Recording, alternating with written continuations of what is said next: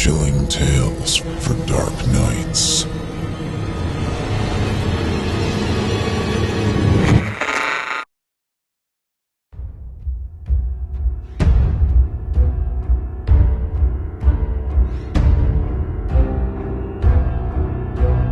The Boxborn Wraith by Kevin David Anderson.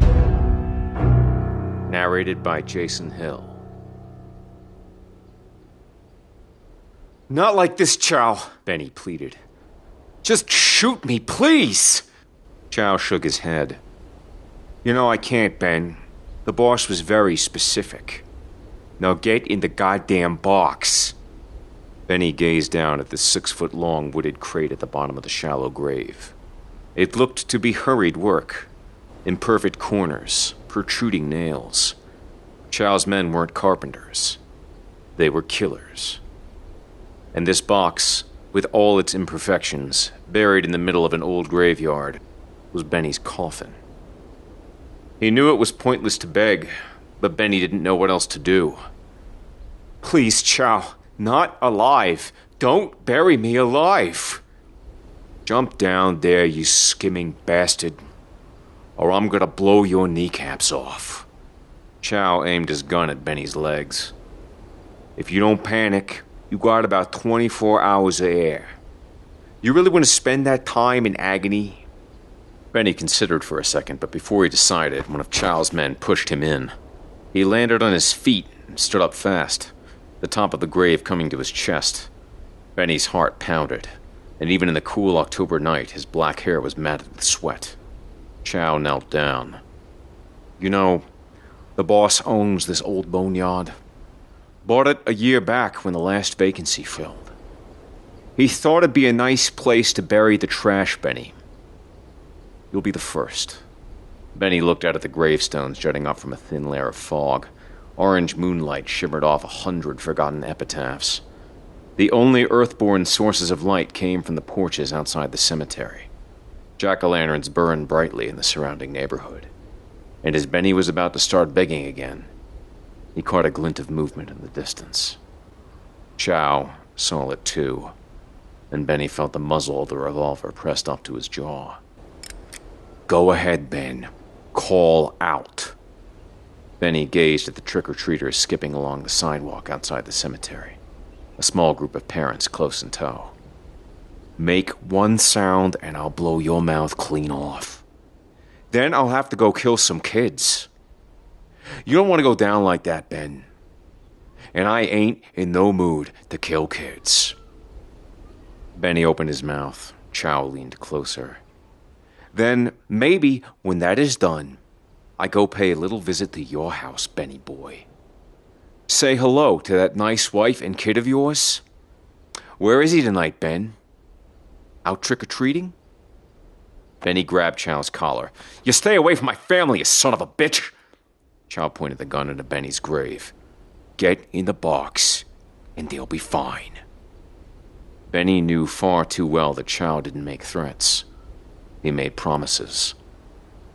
The sadistic pig would have no problem abusing his family while Benny slowly suffocated. Sighing, Benny let his hands fall to his side, gazed down at the place where he was meant to die.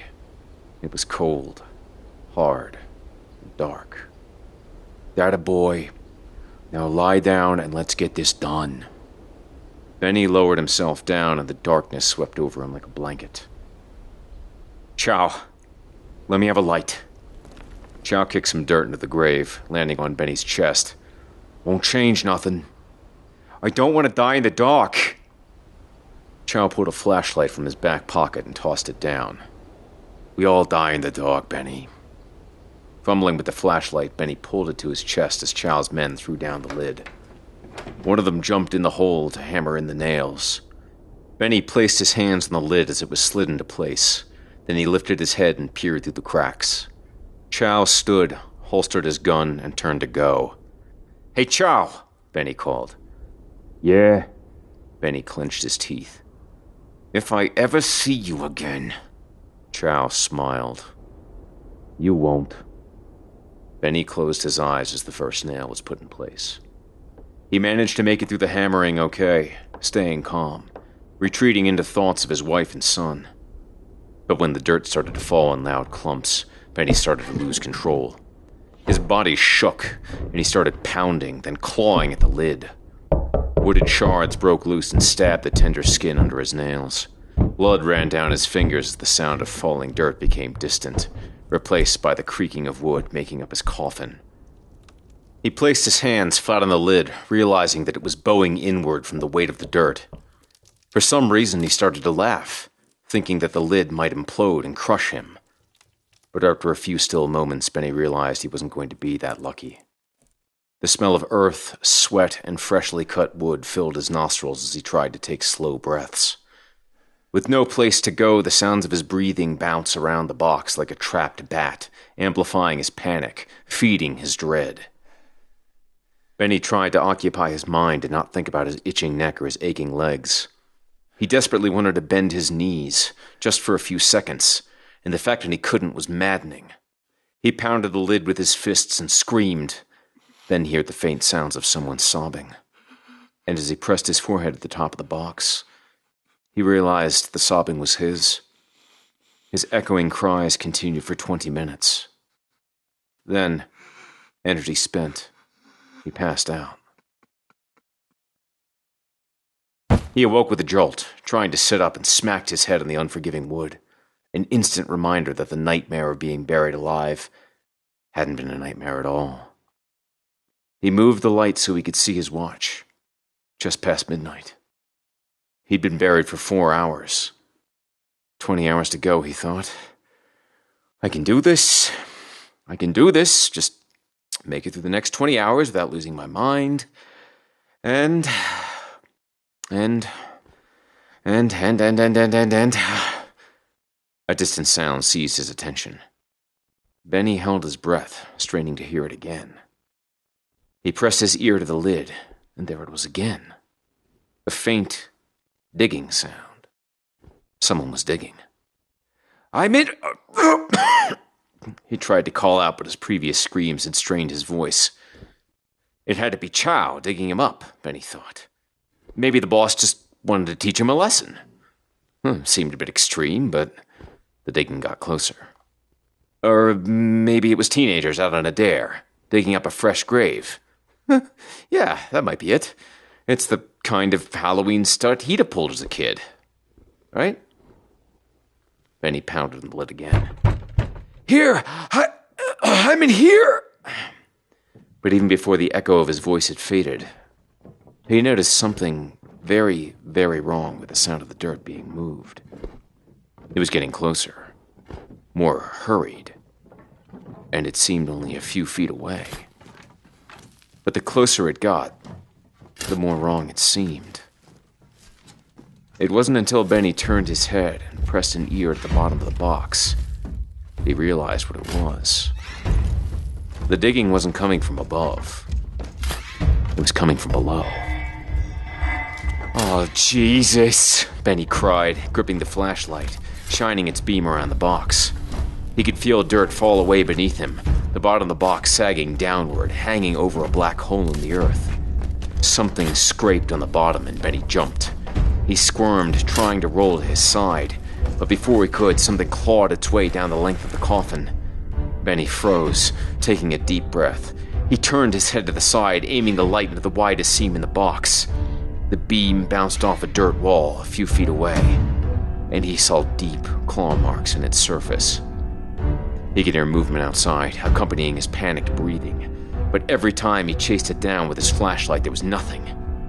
Then, like earthworms caressing his skin, he felt warm air on the back of his neck. Something very close exhaled. Pulse pounding, he whirled around, eyes wide. He was terrified to see something from outside glaring in. Large, white eyes with thick eyelids of pale skin blinked, and then narrowed curiously. Benny kicked the box. Get away! He reared for another kick, but a dozen clawed hands burst through the box, seized every limb, then pulled him screaming downwards. His head slammed hard into the dirt as bits of wood rained down around him. He blinked a few minutes and got his focus, instantly wishing he hadn't.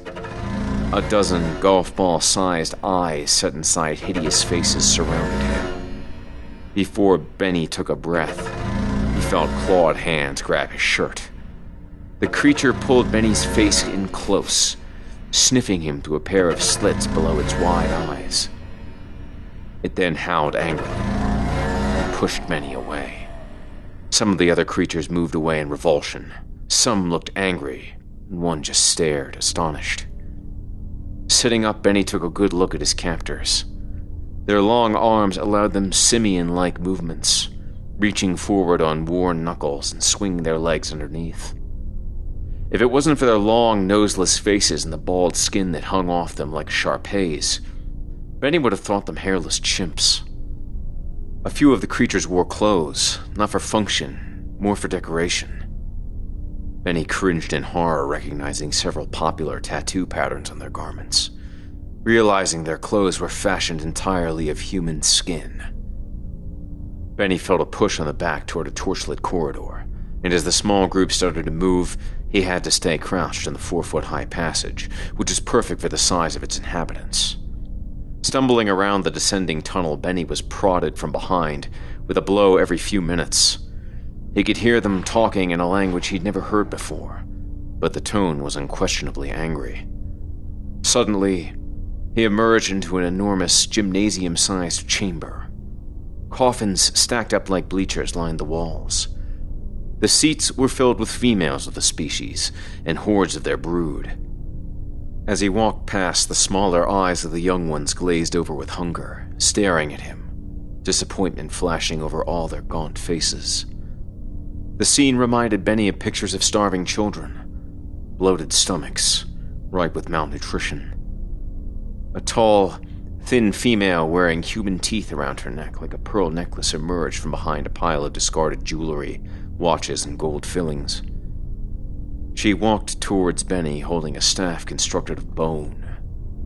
The others cleared a path, and Benny tried to stand up straight. She tapped his chest with the staff, then placed a hand over his heart. Benny felt it beat faster at her touch. She shook her head, then turned to her people and spoke in their strange language. They didn't like what she had to say. Commotion exploded around the room. Some yelled with rage, some sobbed. The one that had grabbed him earlier pushed to the front and started yelling. He held a broken femur like a dagger and thrust it up and down. The female jabbed her staff into the dirt defiantly. The larger male took a step back with a slight bow, but then roared savagely and lunged at Benny. Benny brought his hands up as the creature landed on his chest. Swinging a fist, Benny connected with the side of its bald head. It fell back, howling like some enraged ape, then came again, this time with teeth bared.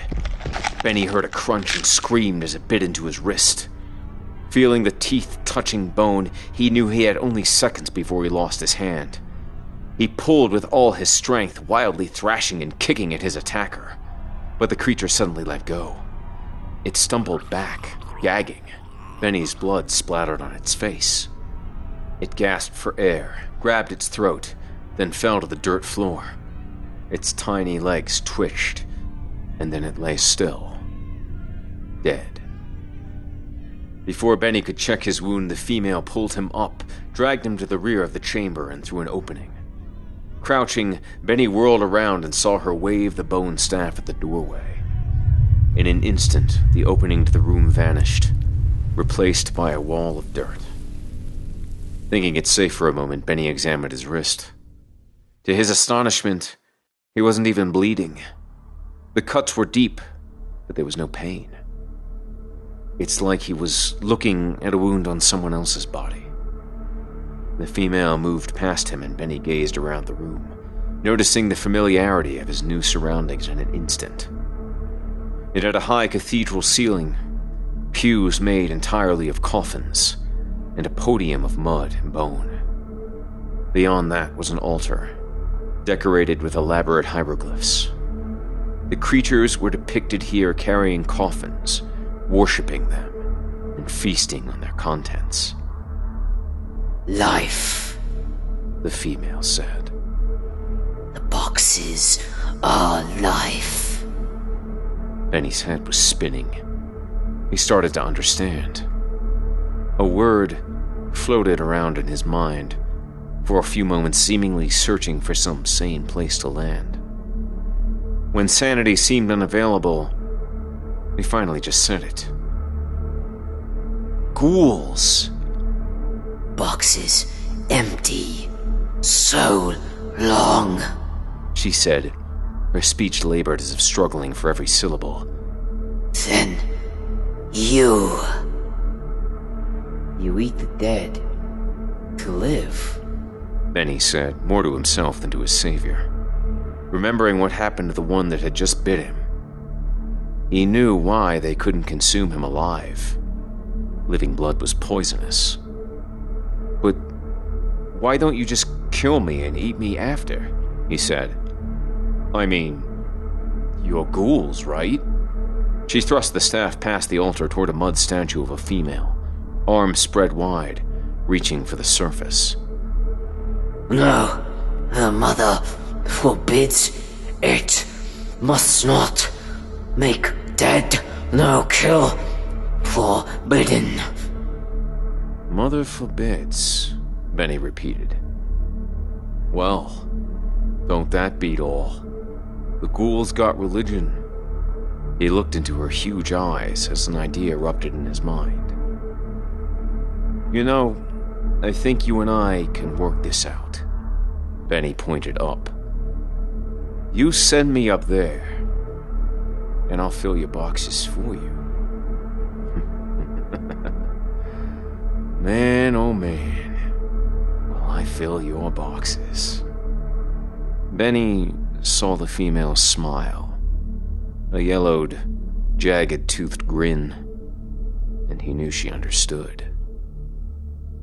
Not much later, Benny clawed his way out of the ground through a narrow hole in the earth the female ghoul had created with a thrust from her bone staff. Flopping around in the cemetery grass, he took a deep breath of air, the cold night invigorating every muscle in his body. He rolled over and looked at his wound. It still didn't hurt. He'd almost forgotten about it. The tears in the flesh seemed only scratches now. And beneath, he could feel his muscles pulse with energy he'd never felt before. There was a tingle on his scalp, and he ran his fingers through his hair. Thick, black strands fell away. He looked at the clumps in his hands, sighing. Small price to pay, he said, with a grin. Benny took a deep breath, then jumped to his feet with simian grace. He felt strong, very hungry, and ready to make good on a promise. He didn't know what he was becoming, but he did know that Chow would be the first to find out.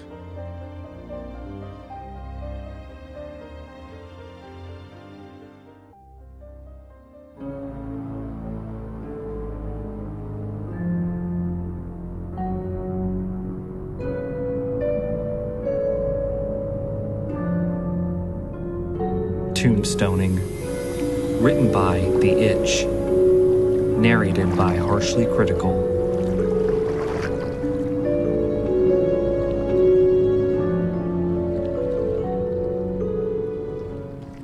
Come on, you pansy! Jump!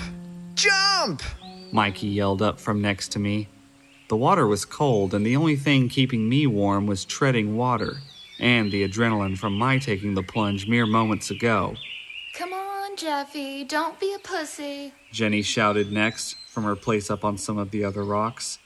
We all laughed and giggled self-consciously at her crude taunt. I heard Genevieve Saunders gasp. Jeffy looked scared, and I didn't blame him.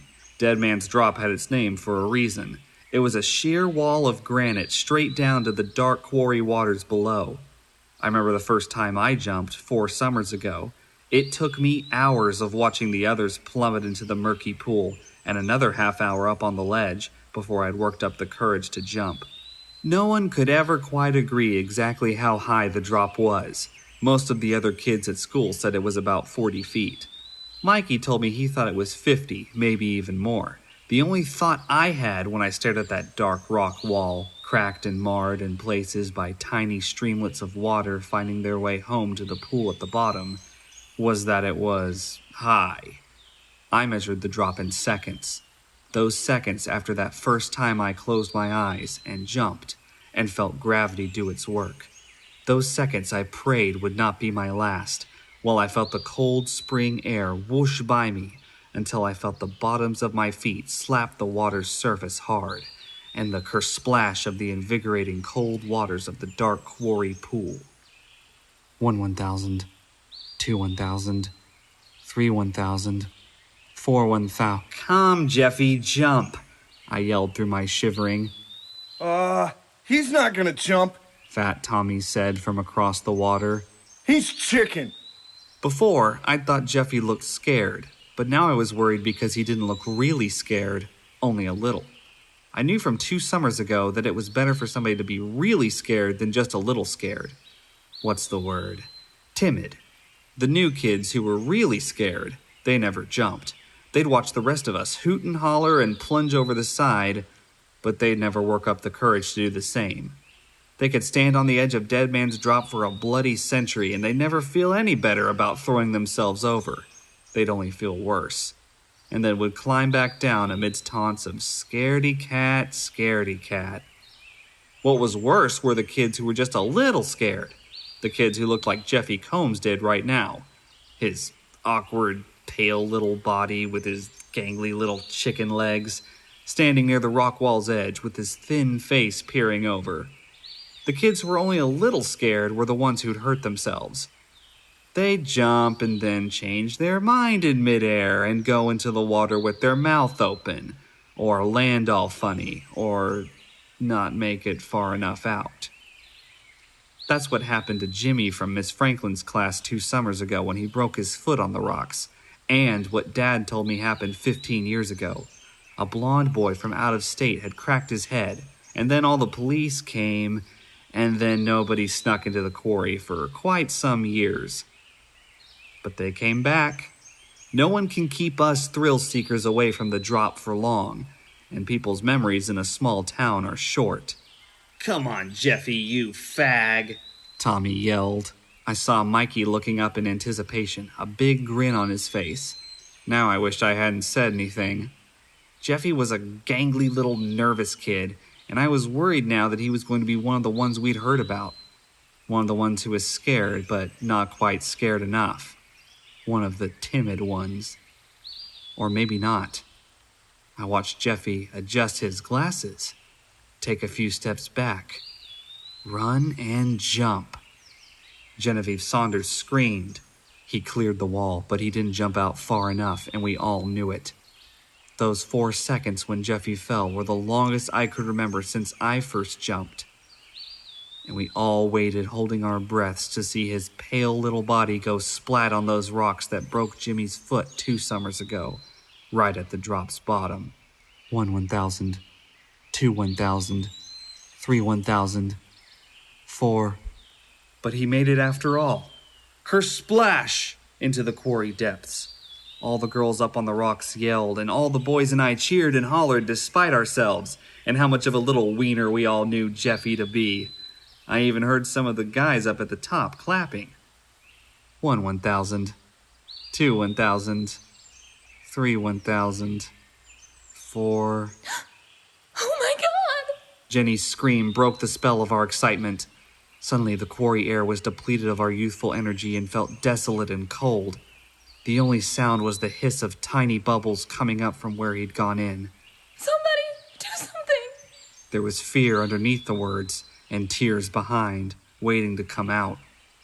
From deep inside, something took a hold of me, something I didn't understand and had never felt before, and I swam towards the rock wall with all I had. I reached the churning circle of bubbles, took a deep breath, and dove. I feared the worst. The quarry water was brown and stung my eyes, but I had to keep them open to find him. It was dark, and I knew the water was deep here, probably 20 feet or more, but I had to look. I pulled myself down, deeper and deeper into the icy cold depths. Pressure built on my chest, and I could feel the pain of the water pushing against my eardrums, intensifying with every foot lower I went. I saw him. Through the brown haze was the bleached white skin of Jeffy, right near what I reckoned must have been the bottom. My lungs were burning now, and I had to act fast. I had to grab him and go, or we'd both drown. I swam closer and saw he wasn't unconscious and laid out on the quarry bottom or doing the dead man's float like I would have thought. Jeffy was upright, just like how he'd entered the water, just like how all us kids entered the water. That's why it's called tombstoning. As I came near enough to grab him, I saw the image that would mar my childhood and haunt the deepest, darkest waters of my nightmares for years to come. I cried out, and the sound of my horror was muffled in a cloud of bubbles. Through the murk, I saw the mouth of Jeff's pale body still open in his last silent scream, and in it, the end of the rebar rod, which had speared him.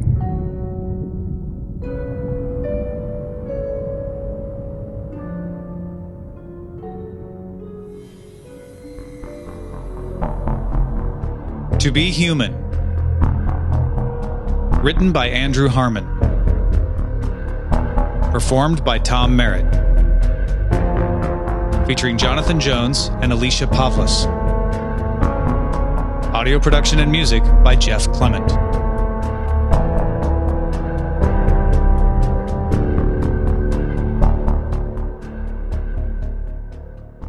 Day 1. We called him George on account of his curiosity. He was the first of his kind, as much a social experiment as a scientific one. He could walk, he could talk, he could learn.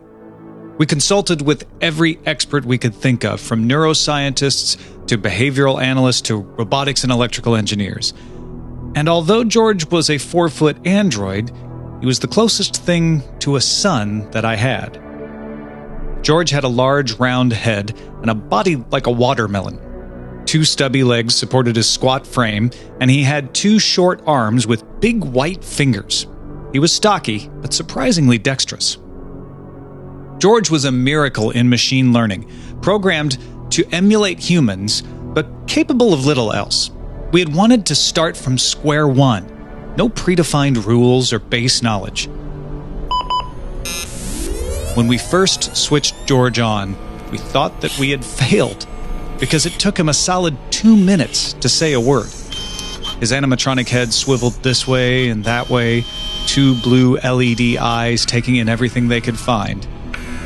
His first words were, "What am I?" Self-reference, straight out of the gate. "You are George," I said. "I am George," he repeated. The days that followed, well, how can I put it all into words? It was a blur of wonder. George paced the floor, learning the names of my colleagues and every color and the names of all the equipment in the lab. When he came upon something new, George would point to it, and we would gift him with a new word. Wash station and oscilloscope and servo and soldering iron grew like seeds in the garden of George's burgeoning vocabulary. We taught him base 10 counting, we taught him basic mathematics, and soon his digital brain could compute faster than ours. But our true intention was to impart to George the concept of humanity, and that sort of metaphysical idea simply cannot be taught in a stifled laboratory. George's public debut was set to take place at the International Conference on AI and Robotics in San Diego, and we were quite wary about the possibility that the news of the world's most cutting-edge artificial intelligence platform might be leaked ahead of schedule. I was due for a vacation at the time, so I saw no issue in bringing George along for the ride when my wife and I drove off to her parents' wooded property on Carlisle Lake in southern Illinois. It would, we figured, certainly hide George's existence from spying eyes. My wife, Chelsea, was a dazzling woman, and by far the most wonderful human I had come across. She would, I felt confident, be a perfect example for George to follow. Chelsea was 7 months pregnant at the time, and so eager for our first child to be born that I figured she would get a real kick out of caring for our robot son for a couple weeks. And in our Carlisle Lake cabin, I could teach George all about the natural world. Day 3. The drive from New York to Illinois was long, but peaceful. George sat in the back seat, pointing out the window at the world flying past him. It zoomed by so quickly that he did not have time to ask me to name something before it was gone. My wife was not as pleased with my decision as I anticipated. Perhaps it was because George fell into that uncanny valley between familiar yet disturbingly different, a fairly common complaint issued by people regarding humanoid robots. "He's kind of cute though, right?" I said. "Its eyes freak me out. Why does it keep staring at me?" she asked. "George is just curious. Isn't that right, George?" Absolutely. George exclaimed, though his inflection fell a bit flat. Absolutely was a word I used profusely in the lab, and George had taken it up as his catchphrase. We arrived at the charming little cabin on Sunday afternoon, and the scene was picturesque. Leaves were budding in the trees, and the grassy fields had a breath of fresh green in them. The water of Carlisle Lake lapped lazily at the banks just down the hill. Birds whistled away as we unloaded the sedan, me doing most of the work as Chelsea had become permanently sore through her last trimester. Meanwhile, George was lumbering around the yard, his optic sensors overloaded by the vastness of Mother Nature. Though struggling with our bags, I did my best to answer his flurry of questions as best I could. "Illinois," I told him. "Trees," I said. "Grass. Birds. Gravel. Cabin." His inquisitiveness delighted me, but I could sense that Chelsea was quickly growing irritated. I would like to say that we settled in for a romantic night in seclusion, but a busy man's life is never that simple. We had not been in the cabin more than 4 hours when the office called. A dire situation was unfolding, and my presence was mandatory. Chelsea just sighed. She had been through this so many times before. "There's no point arguing with you, James," she said. She ran a washcloth under warm water and swept it across her forehead, rather melodramatically, I thought. "Your work is your life, not me. So just go." I will not go into the details of the fight that ensued.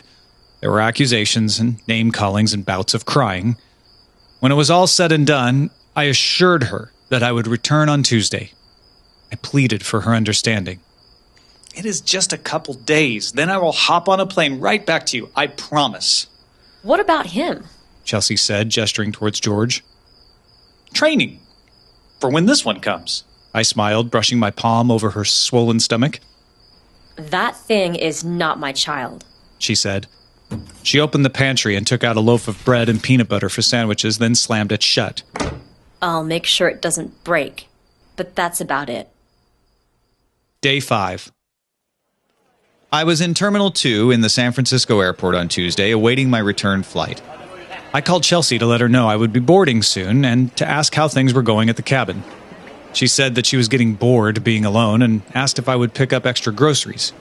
She craved frozen pizza. "And what about George?" I asked. "I tried to let him cook with me, but he just kept asking what food was and why I had to eat and to describe taste. How the hell do you describe what taste is? When he learned he couldn't eat, he lost interest," she said. "So I just stuck him in front of the television and he hasn't budged since." "Television? Genius, Chelsea," I cried. "He will have constant human interaction. He'll get to explore the depths of emotion and human interaction. What is he watching right now?" "I don't know," she said. "Baywatch, I think." Well, I suppose he gets to learn about human sexuality as well. I smiled into the phone and whispered, "Maybe you and I can take a refresher course of our own when I get back tonight." She did not find my suggestiveness as amusing as I did. Soon after that, I was boarding my plane and twiddling my fingers impatiently on the armrest through the whole flight. I landed in St. Louis, took the shuttle to the rental car, and drove back across the river into Illinois and my planned vacation. When I arrived at the cabin, I spotted George standing down next to the lake, his white polymer body hunched over a bucket. I hurried over, worried that he might fall into the water and fry himself. The stench of fish in the air rattled me when I came close. George had scooped himself up a bucket of pond water with dozens of silvery minnows darting about inside. The grass all around George was strewn with dead fish and tiny splatters of their innards. "What on earth are you doing?" I asked, more intrigued than upset. "These people were drowning," George droned. Why, these are not people, George. They're fish. They do not drown. They live in water, I said. Fish, he repeated. He stared down into the bucket, his bulbous white head processing the concept of living beings thriving in water. Teach me to perform CPR. I looked at the tiny corpses littering the grass around me. Their stomachs had all been pressed and dented in by George's unfeeling fingers. Was he acting out what he had seen on TV? Had he tried to save them all from drowning? Was this his attempt at CPR? His white fingertips were smeared in red. Day 6. After the fish incident, Chelsea and I decided it would be best to subject George to more wholesome educational programming. He seemed quite confident to sit in front of the television set for hours on end, soaking up like a sponge every word that the drab documentary narrator spoke. I had been in such a hurry to get back to my Chelsea that I'd forgotten all about the trip to the store. The nearest market was half an hour away, so I kissed my wife's forehead and pulled on a hat before heading out again to procure the groceries. Chelsea stayed behind, sipping tea on the porch's rocking bench. As my sour luck would have it, the front left tire on our rental car went flat halfway into town. We were too deep in the middle of nowhere to get cell phone reception, so I had to hoof it. I knew Chelsea would be furious that I was taking so long, but what was I to do? A quick trip to the grocery store stretched into a several-hour debacle, and by the time I got home, Chelsea had already eaten her dinner and left mine cold on the plate. I felt that we were on the brink of another fight, so to defuse the situation, I suggested we take a stroll through the woods, alone. We left George in front of the TV set with images of Amazonian birds and squirrel monkeys flashing before his eyes. It was a cool, peaceful night, and so our walk turned into an evening entirely spent on the porch, with a small fire crackling in the pit. Chelsea went to bed after a while, but I stayed up a little longer to study the stars. Time and fatigue eventually got the best of me, and I dozed off for an hour or two before I woke up cold and slinked back into the house. Perhaps the most disconcerting aspect of George is the fact that he does not sleep. It was well past midnight when I came in, and George's blue eyes glowed just as voraciously as the nature documentary before him. On the screen, a trio of lions lounged in the tall grass, their black lips stained with fresh blood. Behind them lay a zebra's carcass, picked clean, its yellow bones spackled in biting flies. George heard me trudging through the living room. When I paused behind the couch, his round head turned 180 degrees on his shoulders, and he stared right at me. Teach me about death, he said. Day 7. After breakfast, I noticed that George was not glued to the couch as he had been when I had left him the night before. I finished my coffee and pulled on my boots, then set out to figure out to where he might have roamed off. I would be lying to say I wasn't nervous. This was a multi-million-dollar android, and I realized I had been acting quite carelessly with him. I found George squatting in the trees not far from the back porch. The odor of rotting flesh overwhelmed me as I approached. George did not seem to pay me any mind. He was staring down at a dead raccoon. Morning dew was glistening on its mottled fur, signaling that it had been there overnight. Did you do this, George? What is the purpose of dying? George asked. Well, it is not really something we intend to do. It just happens, I answered. Will I die as well? No, George, you will not die, per se. You are not exactly living in the first place. Okay, George said flatly. He reached a hand down and kneaded the dead animal's ribcage. And what is the purpose of killing? We do not kill, George, I was quick to answer. We never kill. Animals kill, George said. People kill in wars. Why do they do this? Well, wars are complicated. When people really want something badly enough, they kill other people to get it. Absolutely, George said. I took George back into the house, careful not to mention anything to Chelsea about the raccoon just yet. She was already freaked out by George, and I didn't want to exacerbate things. We turned off the television and let him tag along with us as we happily frittered the day away. That night, Chelsea and I decided on a name for the baby. Matthew. Day 8. In a decision I regretted almost immediately, I caved over breakfast and told Chelsea about the raccoon and the minnows. She got sick at the idea. She called him a cold, emotionless machine and implored me to shut him off before he got any more ideas about death. I reassured her that George was harmless. She spent most of the day in bed. In the early evening, Chelsea's mother called. They lived an hour from the cabin in Hillsborough, and they needed someone there immediately. Chelsea's father had fallen in the shower and refused to call an ambulance or ask the neighbors for help. He was a proud man struggling to adjust to old age. Her mother was too weak to get him up by herself, but she had convinced him to let us help. I agreed that we would be right there to assist, but Chelsea was feeling too sick for a long car ride. I certainly did not want to bring the culture shock of a talking robot into her elderly parents' home. Though Chelsea protested the idea of being left alone with George, I came up with a solution. We should teach him morality.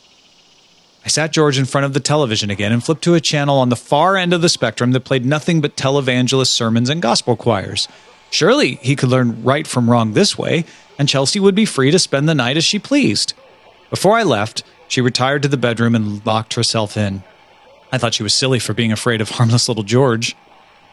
I crouched down in front of the couch and said to George, I have to go for a few hours. You sit right here and watch only this channel, okay? These shows will teach you human morality. You want to be more human, correct? Absolutely, George said. Day 9.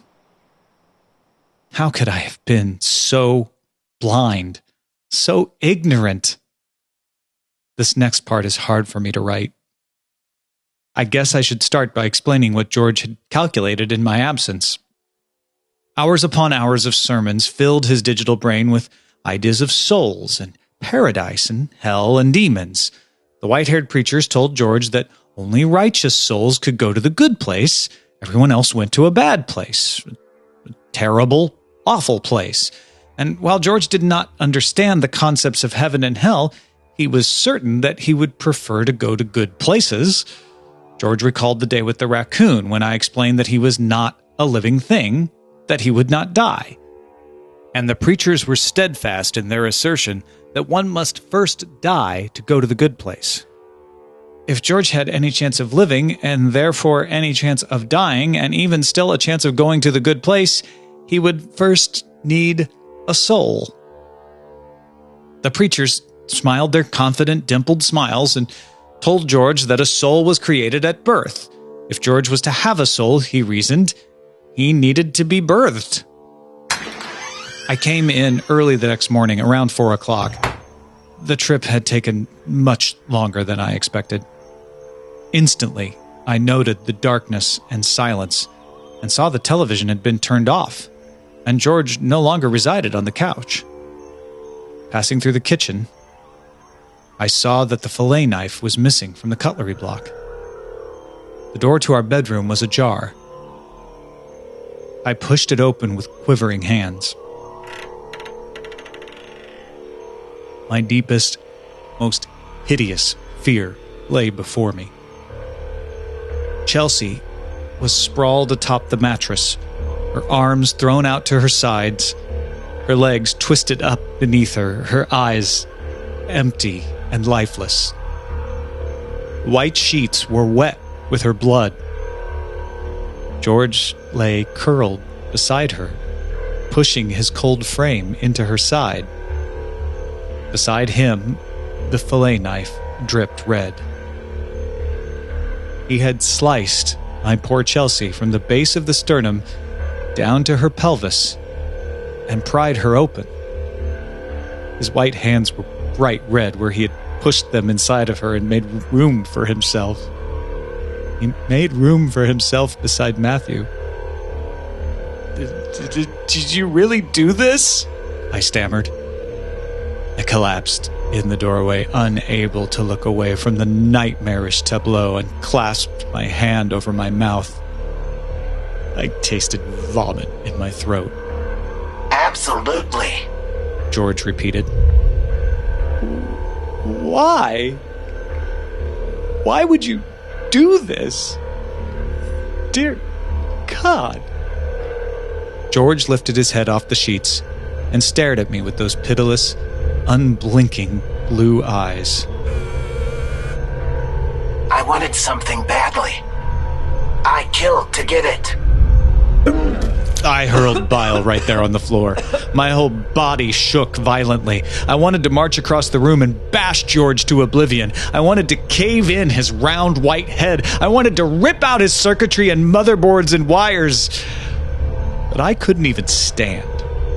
You did all of this to be human? Absolutely. We called him George on account of his curiosity.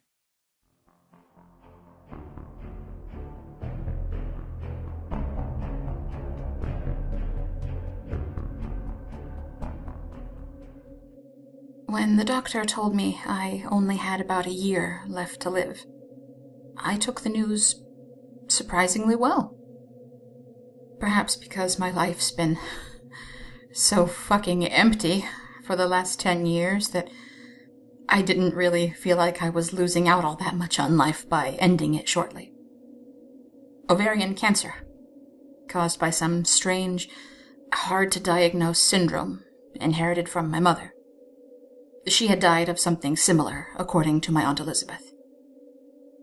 My aunt had always been there for me, up until the shithead years where I ran away with a guy as a teenager, only to learn after a miscarriage that life with a barren wife is not very appealing.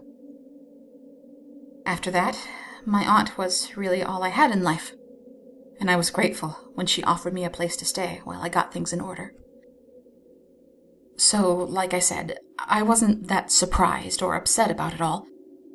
Not really, once I got past the initial reaction. I was determined to make the best of my last year, though. My aunt was retired now, and I did my best to help around the house and garden.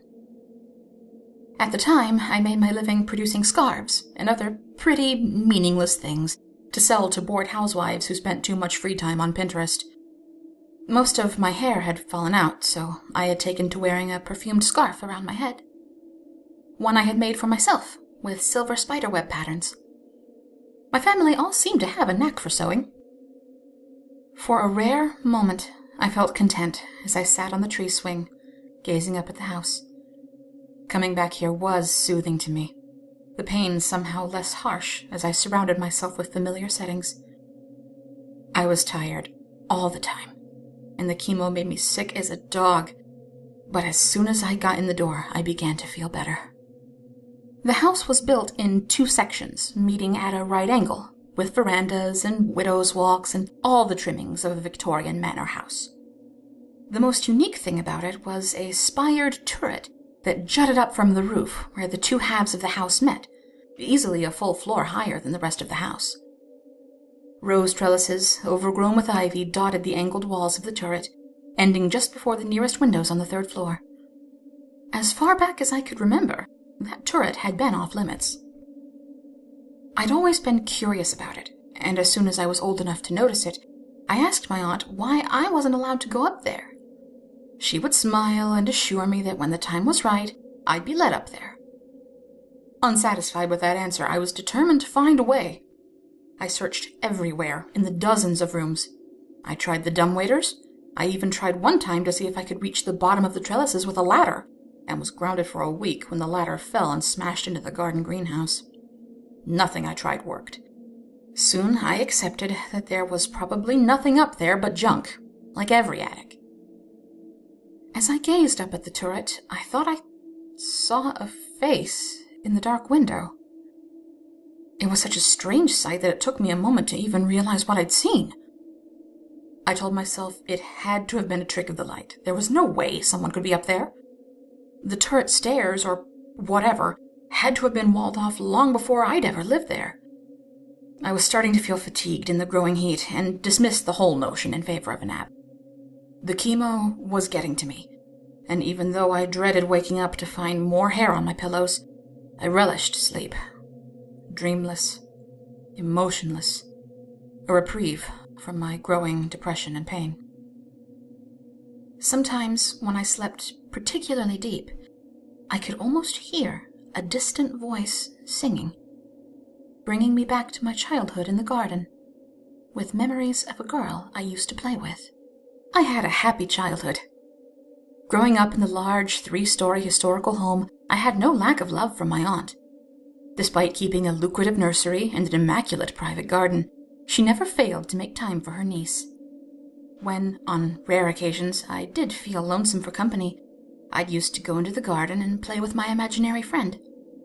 Well, I say friend, but she was really more like an imaginary twin sister.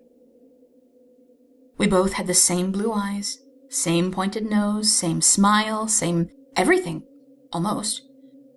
The only difference between us was that my hair was dark and short, and hers long, flowing, and completely devoid of color. I called her Silvia. We had the best of times pushing each other on a tree swing or braiding flowers to each other's hair. When I was done playing with her for the day, I'd come in from the garden and breathlessly tell my Aunt Elizabeth about all the adventures I had with Silvia.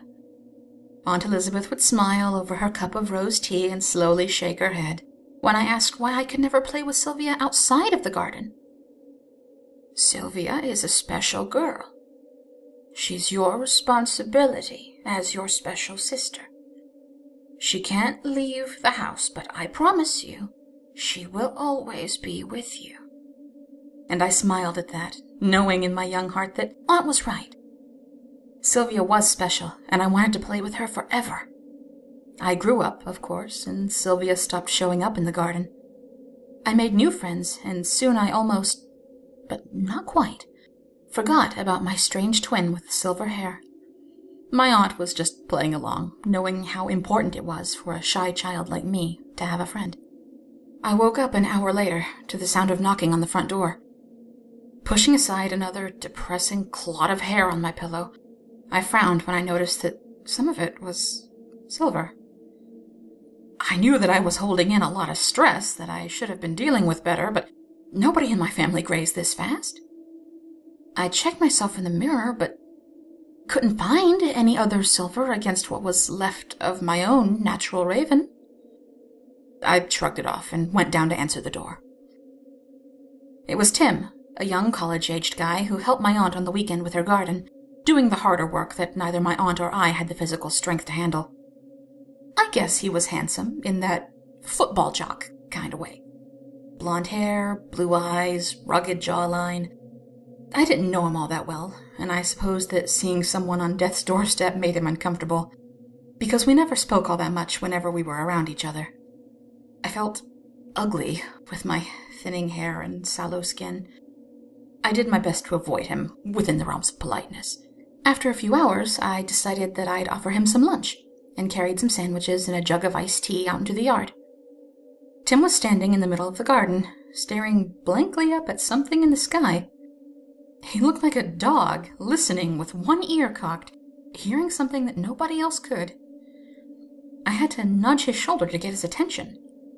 It was weird, like he'd been asleep while standing up. His eyes were dreamy when he looked down at me, and I could have sworn his pupils were bigger than normal. Tim then shook his head and accepted the tray with a grateful smile. We ate in awkward silence, both sitting on a garden bench. "Do you guys have a guest visiting?" he asked out of the blue midway through the meal. The question caught me off guard. "No, nobody's here but us. My aunt is at the store." "Why?" I asked, putting my sandwich down on my lap. "Oh, I guess I was just imagining things. Never mind. Look, I gotta go pick up more mulch from the hardware store and stuff. Can you tell your aunt I'll be back tomorrow?" he asked. There was disappointment in his voice, a mix of confusion and anxiety that wasn't normal for him. He left me alone among the flowers, only stopping to stare up at the sky again, before hurrying out of the yard. I followed his gaze this time, up to the turret. The windows were empty. My aunt got home later that evening, and she seemed more tired than usual. I guess she was getting on in years. All that hard work tending to her beloved flowers was finally catching up with her. We chatted about idle nothings over roasted ham, and again I felt compelled to ask about the turret. She seemed uncomfortable about the subject, especially when I told her about what Tim and I thought we'd seen. "Oh, that's been falling apart for years. The floors are rotted to nearly nothing. It's safer to just leave it alone." "Why not get Tim or someone to fix it?" "Well, I just never got around to it, I guess." She left it at that, excusing herself to turn in early. The next morning was a little better, feeling well rested for a change. I took the car into town and decided to shop for something nice to cook for dinner as a thank you to my aunt. While waiting in line with my cart of groceries, I couldn't help but overhear two women ahead of me talking. I'm not usually much for eavesdropping, but I wanted something to distract myself from the odd mood since yesterday. Third guy this year. It's really starting to worry us. I heard Becky is holding a vigil. Maybe we should go and give her our support. It'd be good for her to get closure after that long... You kind of just have to assume, well, you know. The cashier finished checking them out, and it was my turn. Despite my better judgment, I asked the girl behind the counter what the two ladies had been talking about. Since I don't get out that much, I really didn't know much of anything that had happened in Red Oak since I left. "Oh, that? It's tragic, really. About a year ago, Brian Crispin went missing. He went to a party on campus and nobody's seen him since. 2 other guys vanished too. The police haven't got any leads. It's like they just up and disappeared."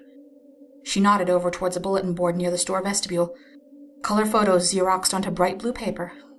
3 young men, all in the prime of life. I felt a cold sense of déjà vu. They all had blonde hair and blue eyes. Just like Tim. I felt a wave of queasiness wash over me and quickly paid for my food without comment. I was sore by the time I pulled into the driveway and decided that I'd take a shower to soothe my muscles after putting away the groceries. A good hot shower and time to mull over all the strangeness. It felt good, the hot water cascading down my aching muscles and the white noise clearing my head of the creepy concerns. As I pulled my hand away from my lathered-up scalp, more silver hair glittered on my hands. This time, though, the ends weren't from me, but from above. Clinging to the ceiling like cobwebs, I instantly shook my head, realizing it wasn't hair, but webbing! Disgusting! The house had its fair share of dust, but this was beyond normal. Hastily, I rinsed my hair and fled the shower and dressed to get dinner on the table. "Do you remember the imaginary girl I used to play with as a kid?" I asked my aunt over plates of baked ziti. This time, for sure, she wasn't meeting my eyes. She had grown distant over the last few weeks, distracted and almost evasive during our conversations. "I don't recall. Why do you ask?" Just thinking. Spending a lot of time in the garden brought up memories about playing with her in the garden." The silence between us was abnormal. My aunt was a talkative, almost overbearing woman usually, and seeing her behave this way was making me uneasy. "Well, perhaps I do remember a little. Children need friends, especially the lonely ones," she answered, leaving the subject closed for discussion, as she excused herself to take care of something in her room. Neither of us finished our meal that night, and I decided to occupy my troubled mind with my latest sewing project. The rat-a-tat of the machine always calmed me. Perhaps my life was barren, but it was comforting to know I could at least contribute small tokens of beauty to the world, however frivolous. A sudden and loud shuffling noise from above made me jump. Whatever it was loud, like something heavy being moved across the floor. I turned off the machine and gazed up at the ceiling, puzzled. That was my aunt's room. What on earth could she be moving at this late hour? Too rattled and pensive to concentrate on my work anymore, I decided to head upstairs to bed. As I made my way through the upstairs hallway, I stopped to look out the window overlooking the garden. It was another one of those rare moments of sublime tranquility. Only, I wasn't the only one enjoying the late-night air, it seemed. Something dark and bulky scampered across the yard. I almost considered just chalking it up to my imagination, but it darted forward again, right to the middle of the backyard, before standing still. I watched for several minutes, gripping the windowsill despite the thick cobwebs gathered on it, trying to make out who or what that shape was, and whether I should call 911. Just as quickly as it came, it ran off again. Too tired to put up with pointless police platitudes, I dismissed it as some kid taking a shortcut home. It wasn't an unusual sight in a backwater town like this. I just wished I knew what had made the stranger stand so still like that. The following morning, I went downstairs to the kitchen to get a start on breakfast. The sun was rising past the tree line surrounding the garden, and through the window over the kitchen sink, I was shocked to see Tim was out in the yard. He wasn't supposed to be here. Not at 7 in the morning. He was standing in the exact same spot the stranger was as yesterday, staring up blankly at the turret. This was too much. Whatever the hell was going on, I wanted answers. Pulling my robe closer, I moved to the back porch and called out to Tim loudly. He didn't seem to hear me, even though I had shouted at the top of my lungs. I called again, and he still ignored me. What the hell? Was he high or something? I marched over and gripped his shoulder, forcing him to turn and look at me, and then stepped back in disgust. His eyes were dilated, and there was drool oozing down his chin. He gripped at his crotch with one hand, obviously aroused. He was looking right through me, head cocked to one side, as if listening for something in the air. He wasn't looking at me. He was looking through me. I backed away quickly, afraid that Tim might attack me in his deranged state. Whatever the hell he was on, it had clearly driven him insane. I remembered stories about guys on PCP going berserk and tearing people apart with their bare hands, only brought down by multiple bullet wounds in their frenzy. But Tim didn't move towards me. Tim didn't even acknowledge my presence. He turned away and stared up at the turret, still rubbing at himself. Only when I followed his gaze did I see the flash of white at the window. It shimmered in the late afternoon sun and trickled down the ivy like water. That voice! I want to see her! I need to see her! He giggled like a schoolboy mooning over a first crush. Still backing away until my legs nudged against the tree swing, I could only stare in horror as Tim ran at the house. At first I thought he intended to smash through the plate glass patio door, but he swerved to the left, directly underneath the turret, and whatever was slowly cascading down from the high window. It sparkled and shimmered, spreading out in some places, joining together again, in long ropes of silvery white strands. Closer up now, it looked like hair. Long curtains and coils of it, snaking down the wall like it was alive. By now, Tim was jumping and reaching for it with one hand, grunting lustily while trying to undo his belt buckle with his other with addled fingers. The hair joined together in front of his face, arching itself to meet at eye level, looking more than ever like a great coiled cord of silky strands. Then it struck, wrapping itself around Tim's neck with a cobra's speed. His hands no longer sought pleasure, but instead pulled on the insistent hairs. His eyes bulged and his tongue poked out, horribly.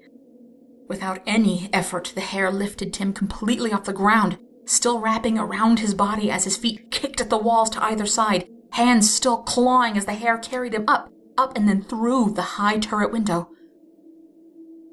I dropped to my knees in shock, and then vomited. As if on cue, my aunt moved out from behind the greenhouse and stood over me. Her face was sad, but there wasn't any concern or fear on it. She patiently held my shoulder as I vomited again until there was nothing left to come up. There, dear. I knew I shouldn't have left you alone. You weren't supposed to see that yet, she whispered, more to herself than me. Arms still wrapped around my shaking shoulders, Aunt Elizabeth ushered me into the kitchen and made us both a strong pot of tea. "Shouldn't we call the police?" I asked when I was finally able to stop crying. Tim had been attacked, was probably dead. How could we sit here drinking tea while whatever monster living in our attic was probably eating Tim alive? "There's no need," said Aunt Elizabeth, and poured tea into the cup in front of me, as well as a shot of something from a dark glass bottle. "Drink that, dear. It'll make you feel better." I did.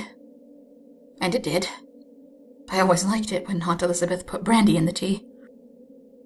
"Now," she said, composing herself seriously, "I'm going to need you to stay calm. There are things about our family that you need to know. If you think you've calmed down enough, I'll show you what's been up in our attic all these years. But you have to promise me that you won't scream. Screaming upsets her." Her? Her who? I almost lost it again there. Who the hell was my aunt talking about? "It's better to just show you. Then you'll believe what I need to tell you." Aunt Elizabeth led the way upstairs to her bedroom. It was small and full of flowers from the garden. On the far wall was a large bookshelf, which I remembered had always seemed to be too big for such a small room. Its presence made sense now, as my aunt undid a hidden latch at the side, and the whole thing swung forward, to reveal a hidden staircase. Putting a finger to her lips, Aunt Elizabeth climbed the stairs, which went up in a long spiral, until finally ending at a locked door. I knew with dead certainty that this was the turret, and the home of whatever monster had eaten Tim, and likely eaten those other boys from town. The door didn't open onto an attic space full of junk, like I expected. The wide, circular room was carpeted and furnished. There were spider webs everywhere, hanging from the rafters, covering the bed and chairs, clinging to the walls. Everything was either blue, white, or silver. Everything, except for a clump of something red and wet near the open window at the far wall. I recoiled as I noticed that the spiderwebs were moving. It was hair. The same silver hair I had been seeing for the last several days. It was the same hair I had seen attack Tim, meaning that the lump in the middle of the room was Tim. I gasped as the lump lurched around suddenly, only to be wound more tightly by the thousands of silvery hairs. Tim was like a bug in its cocoon, struggling to escape from the kiss of a spider. A shadow loomed over Tim's thrashing body, and as my eyes went up to the source of the shadow, my heart nearly stopped. Hanging from the ceiling by spidery limbs was an awful sight. From the waist up, the thing looked like a beautiful young woman, of about my age. Naked, although the countless silver hairs framing her face seemed to instinctively cover her like a loose robe. Her lower half was monstrous, ending at the hips in a wide blob of hard, black, spiked carapace. 8 long, clawed legs issued from the lower torso, supporting her against the ceiling. More grotesque still, that carapace gave way to a great, sucking maw just under her navel, and razor-sharp fangs on either side of it, clicking with hungry anticipation as they drooled venomous fluid. I watched in sick fascination as the creature slowly lowered itself over Tim's still cocooned body. The human-like part of her picked up the squirming mass and embraced it, lovingly. Tim stilled for a moment, and then tensed up as the massive mawed underside reared up and sank its fangs into his stomach. She continued to nuzzle his body as it struggled, like a patient lover. I couldn't watch any more, turning and burying my face into my aunt's shoulder. "Her name is Silvia. and she's your sister. She needs your help," my aunt whispered, stroking my back as she looked over my shoulder at the terrible monster hanging from the ceiling. I pulled back, shaking my head, but my aunt cut me off before I could say anything. "We're not human, dear. We're special. There's always twins. Your mother was my twin. You see, only one of us can live among humans, and the other ends up like your sister Silvia. Your mother died just after you were born. It was my job to raise you two, like my own. Just like Silvia will need you to raise her girls after she is gone. Our sisters are born to breed and die, while you and I are born to live and see the next generation through." The name explained it all. I hadn't imagined Silvia. She had really been here, this whole time. But that was wrong. How could this monster be the little girl I had loved so much all those years ago? It was unthinkable. Yet, as I turned to look at the monster now, I could see that we had the same blue eyes. Her smile was warm, and it was my smile. If not for the silver hair, we would be identical. "Your sister has been feeding for a year now, because it's time for her to have her babies. We live for a long time, healthy and strong enough to protect our sisters. But once the younger twin becomes of age, they go into a state of metamorphosis and take the shape she has now." My aunt moved past me and reached up to brush Silvia's cheek fondly. The monster mewed like a kitten, nuzzling my aunt's hand while still hugging Tim's shrouded corpse to her breasts. "She hunts by singing and lures men to her room. She's not evil. There is just no other way for her to live. She'd never survive without me to look after her. And neither will her daughters if you don't take up the responsibility." Does that make us monsters too? For letting this go on? Perhaps. But that's for you to decide. Aunt Elizabeth reached out for my hand. And despite my horror, I couldn't help but feel compelled to approach the monster that I was to call my sister. She purred as she lowered herself down to me, two of her great spider legs reaching down to pick up Tim's body and stick it up into the rafters. Her now free arms tentatively reached out as she gazed down at me. Little strands of silver hair tickled at my arms and legs, soft as silk. "She's missed you, I think. It's very lonely here. She can't really have company like this, except for me, and, well, now you. Every girl needs a friend, after all." I looked back at my aunt and nodded. It was an unfair existence. It wasn't Silvia's fault she was born like this. No more fair than my being eaten alive by cancer. I felt bad for Tim and the others, but somehow it wasn't enough to raise the same horror anymore. Instead, I felt my heart skip a beat when suddenly Silvia wrapped her arms around my shoulders and kissed my cheek, just like when we played in the garden as children. "It isn't one-sided either, dear." My aunt came up beside me and stroked my hair. "The older of us have long lives and good health. Silvia and her younger daughter will make sure of that for you. It's not a bad life, really. My time may come soon, but your life is just beginning now. You have a beautiful life ahead of you." I turned to look up at Silvia, to look up at the face I shared with her, the face of my dear twin sister, and smiled. A year and a half later, my aunt passed away in a tragic car accident. I still live in the same house I grew up in. I still tend the garden. The doctors are all amazed that my cancer has gone into complete remission, with 4 years past the point where I should have died. I'm healthier than I've been in years, and happier now that I have 2 beautiful little girls in my life. They're very close as they can be.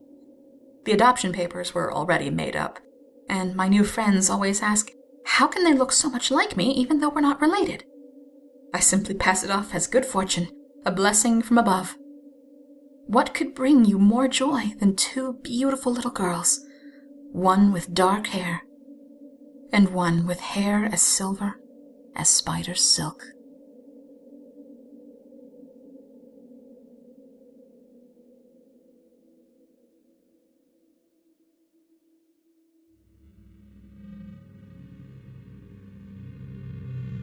A Promise Lasts Forever by David James. Narrated by Otis Jiry. Produced and original score by Jesse Cornett.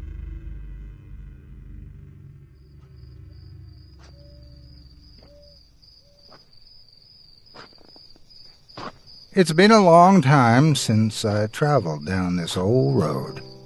Hell, it's been a long time since I even came home at all. I knew I'd have to one day, though. I've known this day would come for a long time.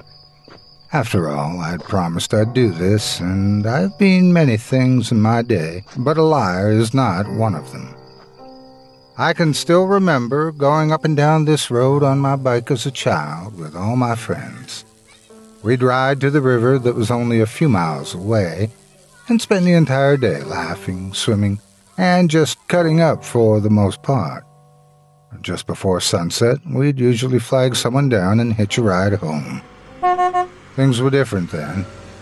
You could stop a stranger in a pickup, throw your bike in the back, and he'd take you as far as you needed to go, so long as it was on the way or wherever he was headed. Actually, this road runs through most of the town, so no matter where you were going, it was probably on a person's way. Like I said, though, times were different back then. Simpler and more innocent. And then one day, they just weren't. I guess it's funny how change sneaks up on you that way, ain't it? I'll never forget the last day we all made that trip together. It started out as just a beautiful day as you could imagine. The sun came out early, and as soon as it did, the neighborhood kids started gathering down at the cul-de-sac. That was sort of our meeting place, where we would wait for everyone to show up and see who wanted to head out toward the river. None of us in this little town were what you would call wealthy, so our entertainment was what we made it, and that river was pretty much our playground. Just as he always had before, my little brother Kevin begged and pleaded with me to take him with us that morning, but as usual, I told him no.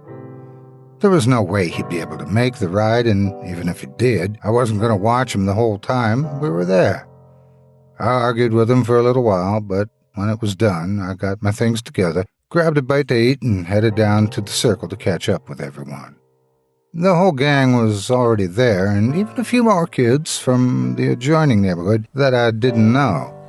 We sat around and poked fun at each other for a bit until eventually someone asked if we were going to gossip like little girls all day or get going already.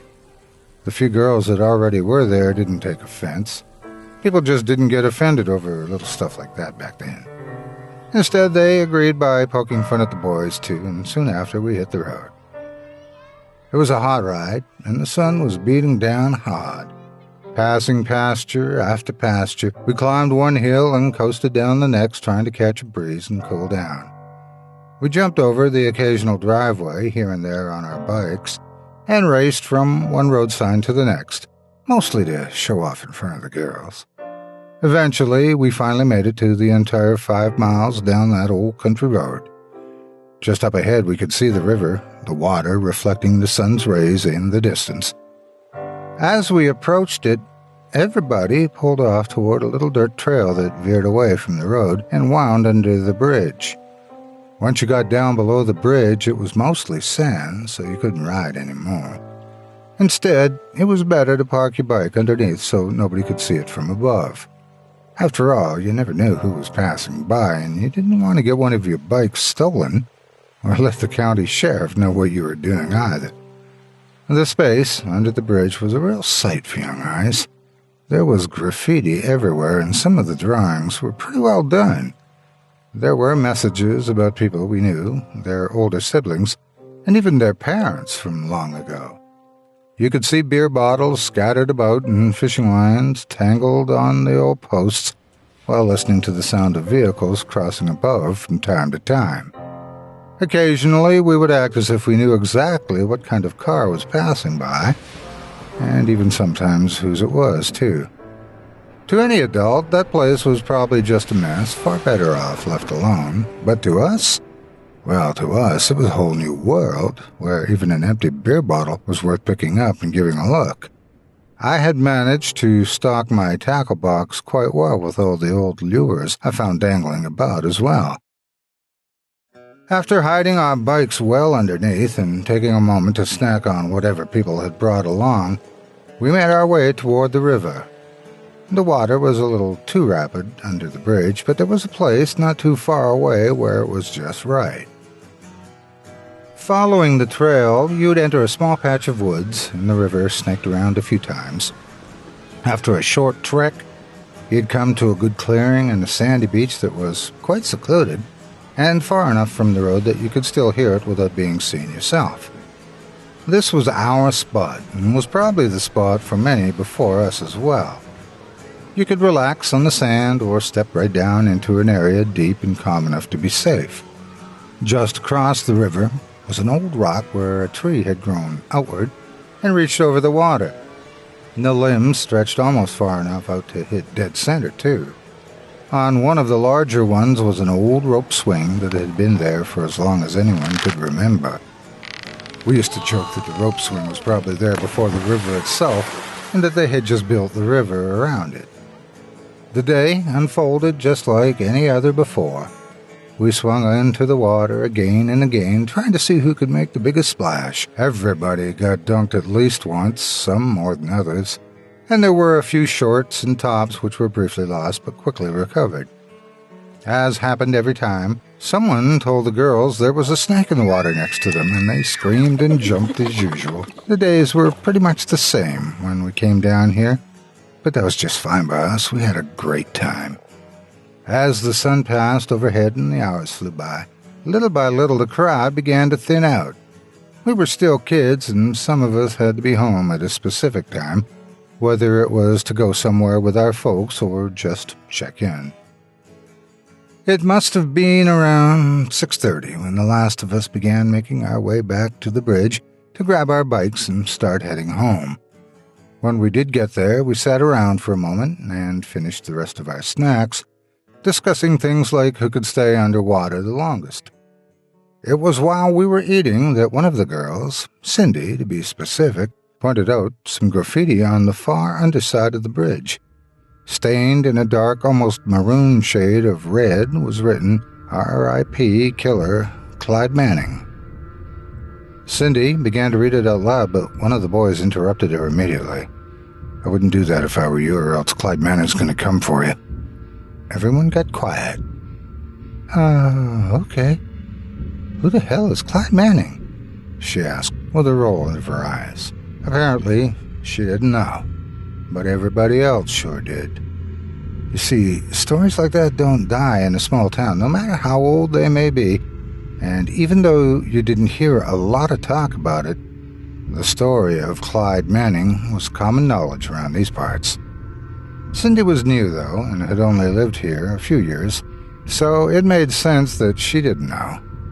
We all gathered around and took turns telling whatever parts of the story we had heard.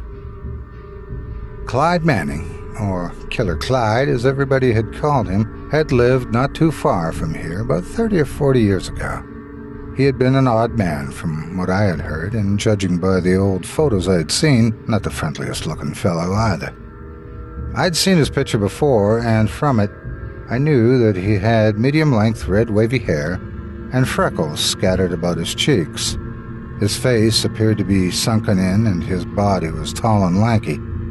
He looked bony, almost like one of those girls you'd see in a magazine who hadn't eaten for years. Clyde had lived in an old shed right outside of his parents' farm and kept mostly to himself. Sometimes he would drive around town in an old pickup truck that belonged to his pa. Clyde had worked at a neighboring farm a few miles down the road, and occasionally people would see him walking back and forth in the morning, going to and from work on the days he didn't have the truck. To this day, folks still tell tales of how creepy he looked, just strolling down the old road. Around the time Clyde was working that farm, people began to go missing. Sometimes it would be somebody's wife that appeared to have left an abandoned car on the side of the road with a flat tire. Other times it could be a stranger that was just passing through town. Either way, people just disappeared, and always seemed to be on that same road when they did. There was a brief investigation regarding each missing person, but in those days you couldn't do much without a body. As far as the police knew, these folks could have just up and left on their own. Heck, who knew if the so-called passers-by were even here at all? One night, though, all that changed, and they began taking the claims seriously. The sheriff's son had been on his way to a girlfriend's house when something must have happened to his car. It was found abandoned about a mile before her house by one of the county deputies. Usually that wouldn't be of concern to anyone, but with all the recent excitement and rumors of missing people, there was a search party formed immediately. They combed the woods, looked down by the river, checked with all of his friends, but there was nothing. Nobody had any idea where he was. After knocking on doors and asking whoever answered if they'd seen anything at all, a common story began to unfold. Although nobody had seen the sheriff's son, they had all seen Clyde Manning riding up and down that road. After hearing that more than a few times, you can believe that it didn't take long before the police began to wonder if just maybe this supposed killer they'd been investigating had actually been right here all along.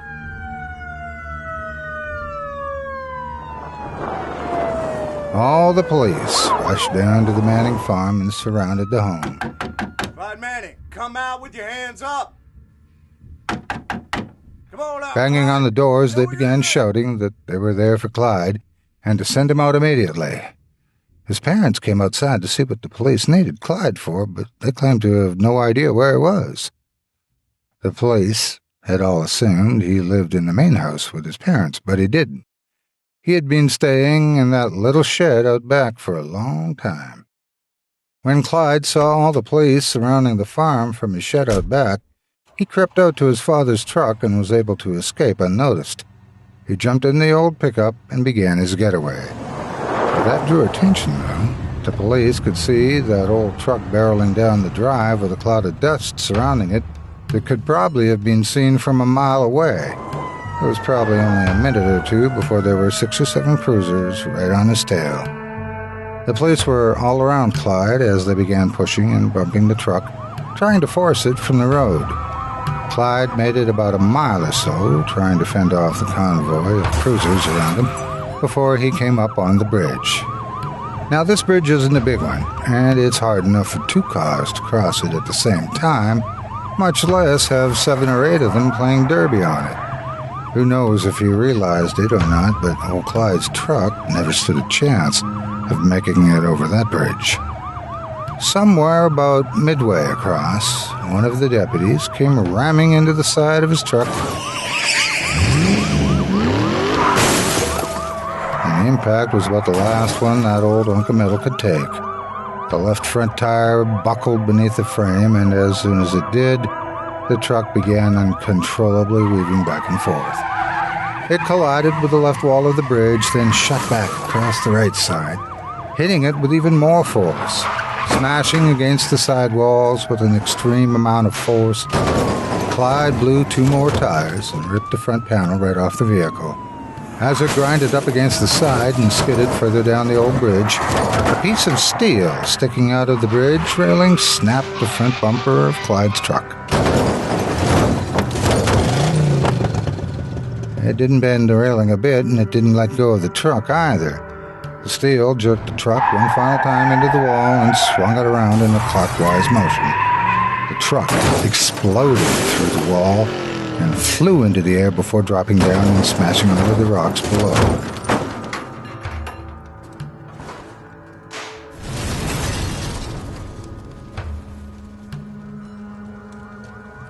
When the police finally got down there, it was a horrific scene. The truck was crushed, parts of the cab were already on fire, and most people were rubbernecking from a distance in case it exploded. Despite everything, though, Clyde was still alive inside. They could hear him somewhere in that mess screaming in agony as the flames just got hotter and hotter. Nobody knew what to do. They just stood there as if each man was waiting for the next to do something. Then suddenly, out of nowhere, to the shock of everyone, Clyde came crawling out of an opening underneath the cab. Jaws dropped as the crowd witnessed Clyde emerge from a pile of steel and flames. They all assumed he couldn't get out, but there he was. His face had been cut up on one side, and his arms were horribly burned. Blood dripped profusely from the side of his head, and he lurched and staggered as he tried to stand up.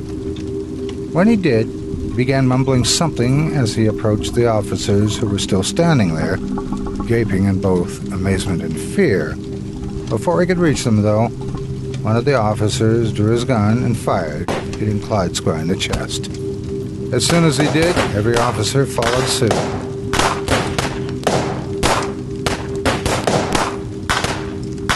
Hold your fire! Hold your fire! When it was all over, Clyde lay there on the riverbank with 40-something bullets in him, as dead can be. The way the story goes, one of the officers went over to check his body and make sure he was dead, and in doing so got Clyde's blood all over his hands. He went to wash it off in the river, but just before he did, the officer stuck out his blood-soaked hands and wrote, R.I.P. Killer Clyde Manning, on the bridge in Clyde's own blood. Somewhere beneath that spray paint writing over there and a few other layers of different colors that had been rewritten through the years is the original writing in Clyde's blood. The thing is, after Clyde was gone, the disappearances didn't stop. They were less frequent, but every few years or so, someone would go missing, and they were always reported as being last seen around here. Every now and then, people would even claim to see old Clyde's truck leaving the area where the missing person was last seen. People would whisper that if you went down to the river and started talking about Clyde, and maybe even read the writing on the bridge, he just might come for you. After we finished telling the story to Cindy, it got all quiet. We all sat there for what was probably just a minute or two, but felt like much longer. It was as if everyone was waiting to see who had the guts to speak first. Eventually, Cindy stood up and began laughing hysterically. Are you guys serious? I mean, don't tell me you're afraid of a ghost story, are you? Killer Clyde Manning? She chuckled in sarcasm. She continued laughing and walking over towards the writing on the bridge, but the rest of us just sat there. Nobody was going to admit it, but we were afraid. Cindy wasn't from here, though, and she wasn't going to subscribe to any legends we had to tell. She reached up, placed her palm right on the writing. R.I.P. Killer Clyde Manning. R.I.P. Killer Clyde Manning. R.I.P. Killer Clyde Manning. R.I.P. Killer Clyde Manning, she said over and over, laughing and mocking us for being cowards. She kept on and on until finally one of the boys said that it was time to be heading home. When he said that, we all found our voice again and just shrugged off Cindy's taunts as being dumb and immature. Gathering our bikes from the sand, we began pushing them out from underneath the bridge and followed each other back toward the road. Cindy, still snickering, eventually followed as well. just like any other time, we began pushing our bikes back instead of riding them. When we would come to the river, we would be full of energy and excitement to get here. But usually by the time we left, we were pretty much just tired. It was the two boys out front that first flagged down someone and asked for a ride home. A nice older lady, I didn't know, pulled off to see what they were waving at her for. It only took a minute before she agreed to take them back home. She had said she was traveling to the local general store anyhow, and didn't much mind giving them a ride.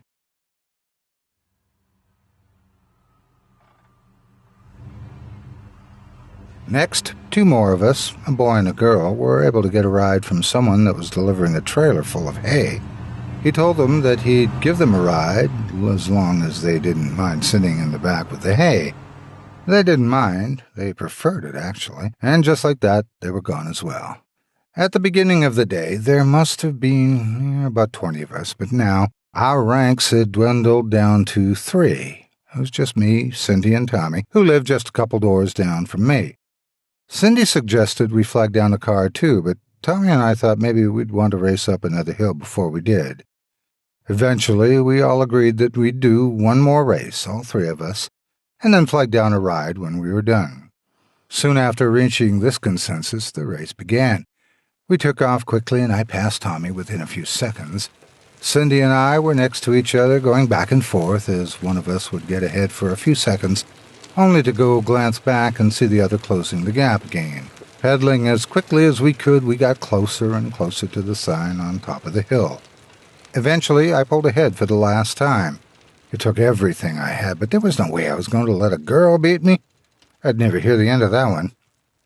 I stopped on top of the hill, and she caught up shortly thereafter. We both rested to try and catch our breath. In the distance, you could see the road as it began to flatten out for a couple of miles ahead. There wasn't much to look at except for empty pastures.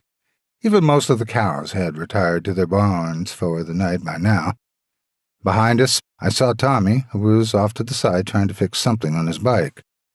"Looks like his chain popped off," Cindy said. She was right. From what I could see, he looked to be trying to get it back on as he pushed slowly, holding the side of the cranks.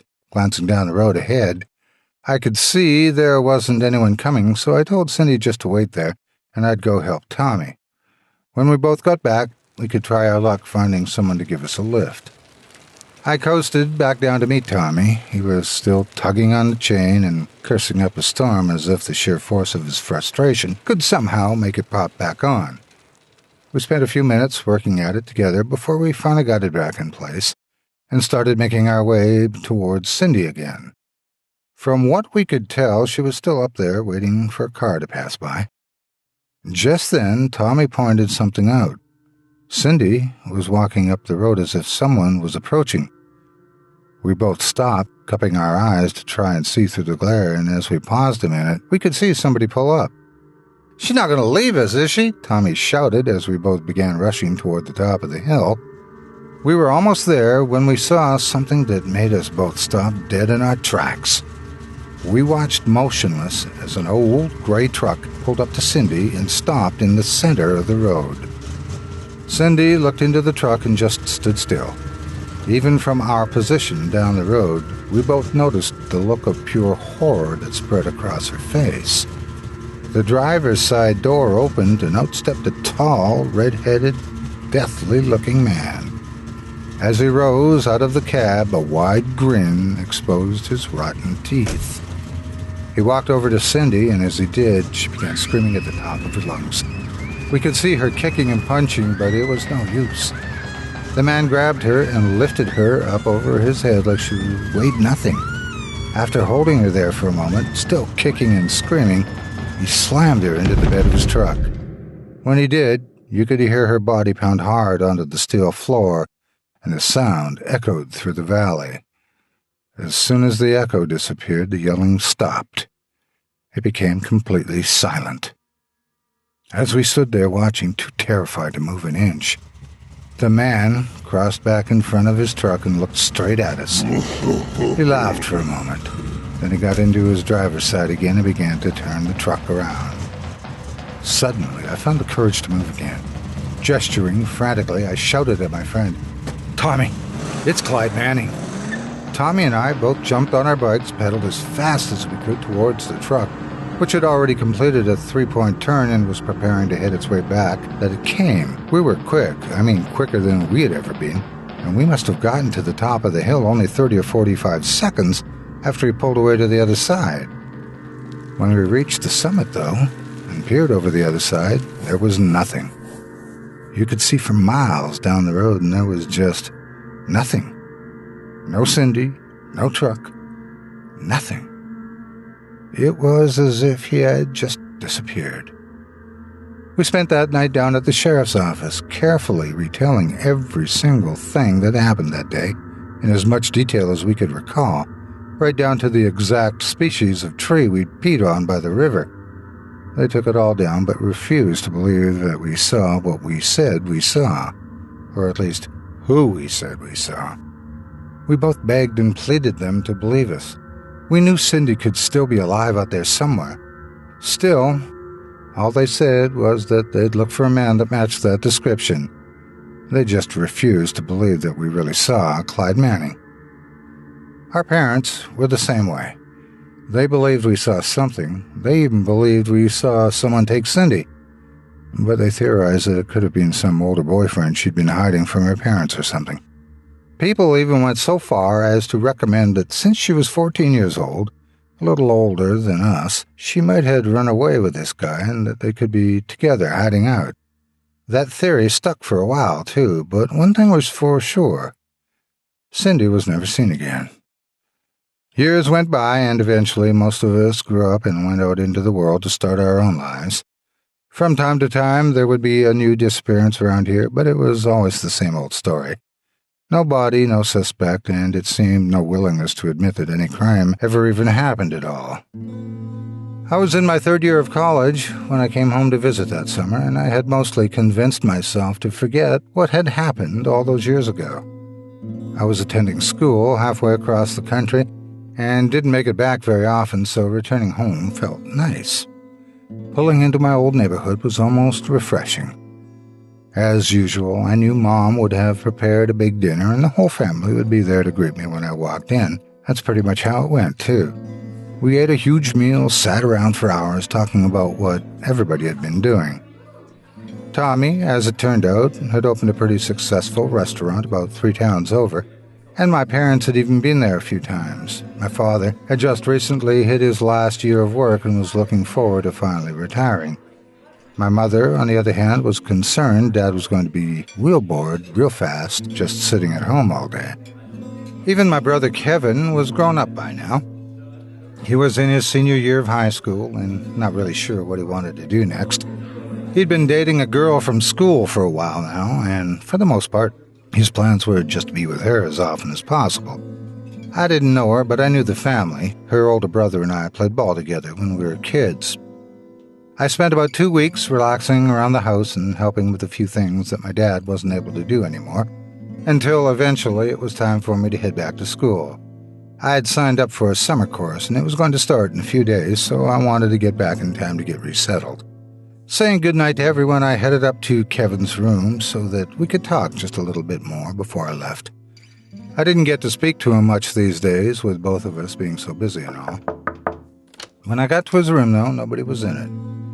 I looked over towards the window and could see it had been left slightly open as if he needed to get back in later. It didn't bother me at first. After all, I snuck out plenty of times when I was a kid, too.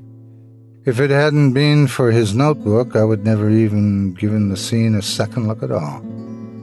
I noticed his notebook from school sitting on the floor in front of his bed. The front of it was labeled World History, and I began nosily flipping through it. The pages weren't schoolwork, though. They were love letters. I knew he had a few classes with his girlfriend and that they sat next to each other in class. I figured this was probably what they used to pass notes to one another, all while appearing as if they were actually studying. I laughed a little at first reading it. It was stuff about how much they loved one another and how they would get married one day. As I curiously flipped through the notebook, you could even see how their relationship had progressed. The letters became a little more personal and private. At that point, I decided it was no longer my business to read. I figured I'd put it back, but before I did, I wanted to see the most recent writing they had exchanged. Kevin got out of school a little later in the year than I did, so most of the recent writing was from just a few days ago. It talked about how she was going to be leaving town for a few weeks with her family, and how much she was going to miss him. He responded by telling her how much he wanted to spend time with her before she left. Eventually, they made plans to meet up with one another, but as soon as I saw the exact nature of their plans, my heart stopped. The plans they were making were for tonight, and my heart seemed to stop as I read that their arranged tryst was set to take place under the bridge. I read further as I saw the two of them joking about the story of Clyde Manning and daring one another to test it. Kevin mentioned how I had freaked out when I was young and claimed to have seen Killer Clyde. I felt this feeling inside my body as if the room temperature had just dropped to below zero. My head began pounding. My hair felt as if it was standing up on end and I was frozen in fear. That memory from all those years ago consumed me from within, and all of a sudden I was a child again. I looked over at the window and noticed his car wasn't in the driveway. Maybe I can go get to them before it's too late, I thought to myself. I had no idea how long ago he had left, but I know that I had to go find him, and I had to go now. I ran to the kitchen and grabbed my keys. Rushing toward the front door, I passed by my father's office and thought of his pistol. He had always kept it there for protection, and I couldn't think of a situation in which protection might be more important than the one in the middle of which my brother and his girlfriend had placed themselves. Pulling every drawer out of the desk, I eventually found it. The gun had already been loaded, so I tucked it into the backside of my belt, ran to my car, backed out of the driveway, and headed in the direction of the bridge.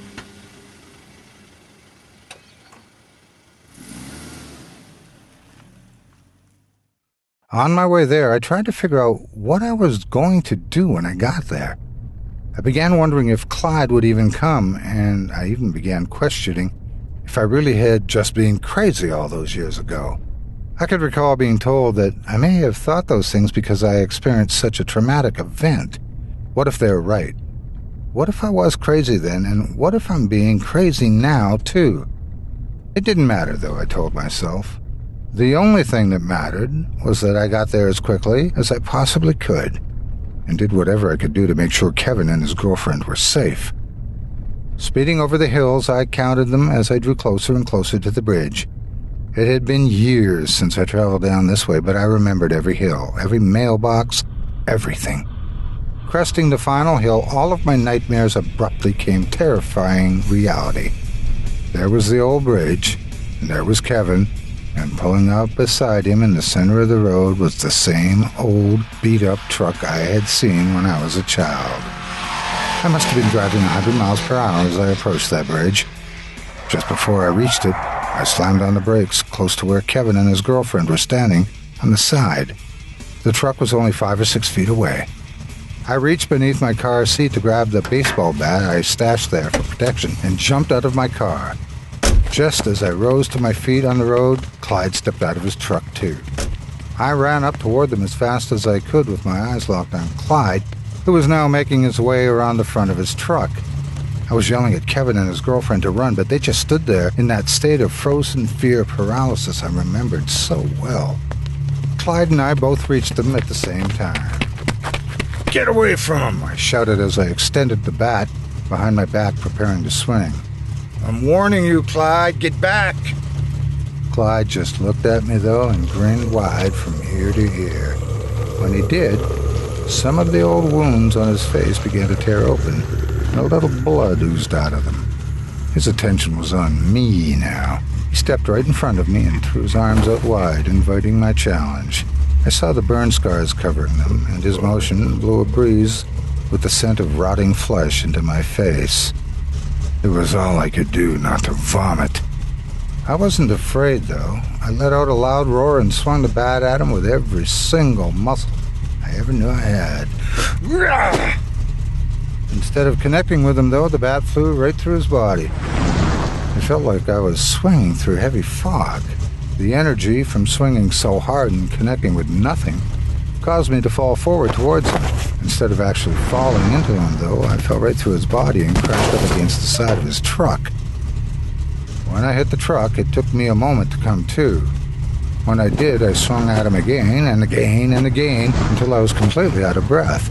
Just like that very first time, though, my weapon went right through him, and he stood there, undeterred, laughing at me.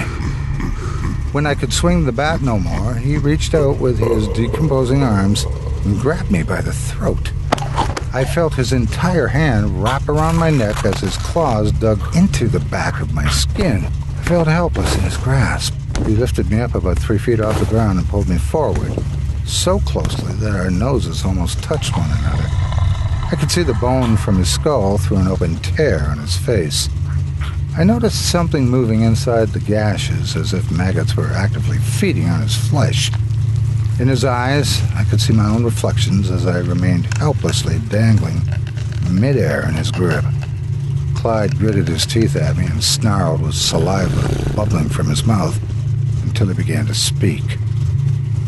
"I'm not here for you, boy. You didn't call me." And with that, he tossed me 15 feet down the bridge, as if I weighed nothing at all. My brother and his girlfriend suddenly found their voices again and began to scream. Clyde reached out towards my brother and lifted him above his head, just like he had done to Cindy all those years ago. He slammed him down into the truck, and instantly Kevin was silenced. Just then, I remembered the gun that was now poking into my back as I lay on the ground on top of it. I staggered to my feet, still hurting badly from the fall, and pointed that pistol at Clyde. "I'm going to send you back to hell where you belong, Clyde Manning, if I have to drag you down there myself. Do you hear me? Look at me, Clyde. I'm going to kill you, I promise." Clyde just laughed. I could do nothing at all to him, and he knew it. I shouted at him as loudly and as vehemently as I could, but he just ignored me. He passed by Kevin's girlfriend and started making his way back to the driver's door. Before he could get in, though, I emptied the entire clip into him. Yelling and screaming, I watched as every single bullet passed right through him, just as the bat had a moment ago. It was futile. It did nothing. Before I could even try to understand how this was all possible, he was back behind the wheel of his truck, which then took off down the road. It was over. It was gone again, and now, so was my brother.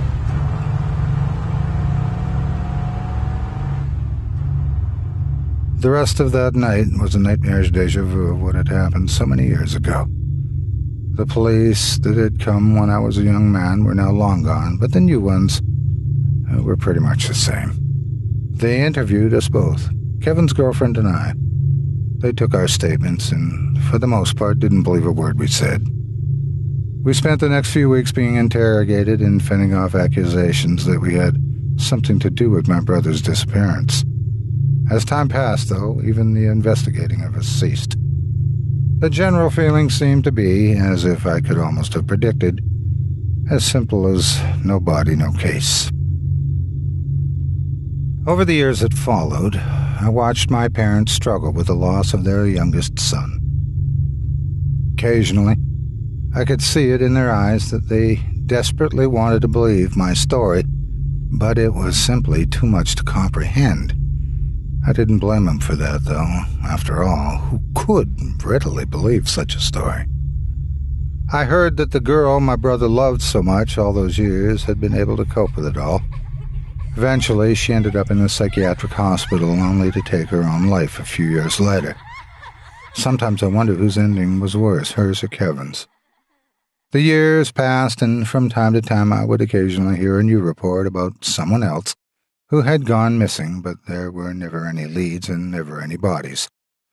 I witnessed my mother and father grow old and pass away without ever finding the answers they desperately needed to make peace with their tragic loss. Not long after they passed, I left this old town for good. It wasn't easy hiding what I had known to be true all along, but in life, we all do what we have to do to move on. We don't have much of a choice. I settled down about 250 miles away, got married, and raised a few children of my own. The time spent raising my own family was the greatest time of my life.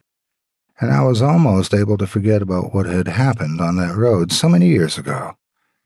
Almost. You see, I made a promise the night Kevin was taken, and that's why I'm here today. That's why I'm walking down this long road, and that's why I'm finally standing here in front of this old bridge that I haven't seen in a very long time. Almost 50 years have passed since that day Clyde and I last met, and I never forgot the promise I made to him. I lived a good, long life with few regrets. But 3 days ago, in a hospital room surrounded by my loved ones, I finally passed away as well. My physical life on this earth has ended now, and finally Clyde and I are on the same plane. The way I see it, it's due time I make good on that promise. I honestly have no idea why I couldn't fight back that night all those years ago. Why his being dead allowed him to touch the living, while the living were rendered powerless to touch him. I suppose it doesn't really matter now, though. Now that I'm dead too, I can grab that evil son of a bitch, and I'm going to send him straight to hell, just like I promised him I would. Laying my hand upon the writing on the bridge, I closed my eyes and screamed at the top of my lungs. R.I.P. Killer Clyde Manning. R.I.P. Killer Clyde Manning. R.I.P. Killer Clyde Manning. Come on, you evil bastard. I definitely called you this time, didn't I? Let's finish this. And with that, I stepped into the middle of the road, raising my hands high into the air and grinning from ear to ear, as I watched a familiar old beat-up truck appear in the distance, driving down the road toward me.